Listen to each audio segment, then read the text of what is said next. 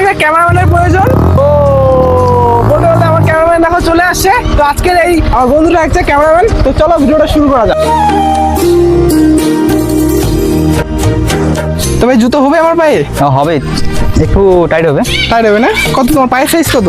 আমার পায়ের সাইজ 8, নিচে 9। এর আগে আমি একদিন ট্রাই করছি, হ্যাঁ ভাই, কিন্তু তেমন পারিনি, সেদিন পরে গেছিলাম। ওগুলো অনেকগুলো আছে, হ্যাঁ। যেগুলো প্রফেশনাল কাপড় আছে তো, আচ্ছা। পাগুলো এভাবে হ্যাঁ। আর এটা পায়ে একবারও হিলবে না, কাঁপবে না। বুঝেছে, পায়ে বেশ সুন্দর ফিট হয়েছিল।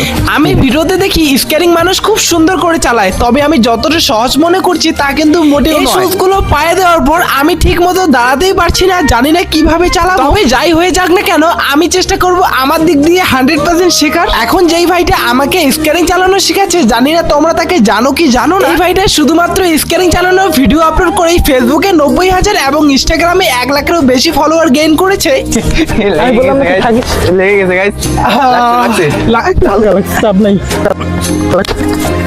ওকে, এটা হচ্ছে ফার্স্ট এক্সিডেন্ট, কোনো ব্যাপার না। শিখবো মানে শিখবো। This is a challenge for me. I know it is very difficult, but I will learn it. অনেকবার পড়ে গেছি, অনেকবার উঠে গেছি, আবার চেষ্টা করছি। প্রায় 20 মিনিট স্কেটিং চালানোর পর এখন হয়তো তোমরা একটু ডিফারেন্স দেখতে পাচ্ছ। দেখো কিন্তু এখন মোটামুটি আমি ঠিকঠাক চালাতে পারছি। দেখতে পাচ্ছ, ধীরে ধীরে অনেক ট্রাই করার পর এখন শিখে যাচ্ছে। আর আমাদের শিষ্যগুলো আগে শিখাইতাম, ওরা তো একটু পারতো না। এ তো 20 মিনিটের মধ্যেই চালাতে শিখে গেল। 20 মিনিটের মধ্যেই শিখি নাই, আমি এখনো শিখি নাই, বাট যতটা শিখতে পেরেছে ততটা অন্য কেউ পারেনি। Thank you. আমি জানি আমি কিছু শিখতে পারিনি, কারণ এটা 20 মিনিটের কাজ কখনোই নয়। এটা মানুষ মাসের পর মাস, বছরের পর বছর প্র্যাকটিস করার পর প্রফেশনাল স্কেটিং চালানো শিখে এবং তারা রাস্তায় বের হয়। আমি প্রায় 20 থেকে 25 মিনিট ট্রাই করলাম, বাট আমার মোটামুটি হয়ে গেছে। বাট এখন এই চেষ্টা করবে, দেখি কি হয়। চলো। আমি তো এখান থেকে নড়তেই পারি না।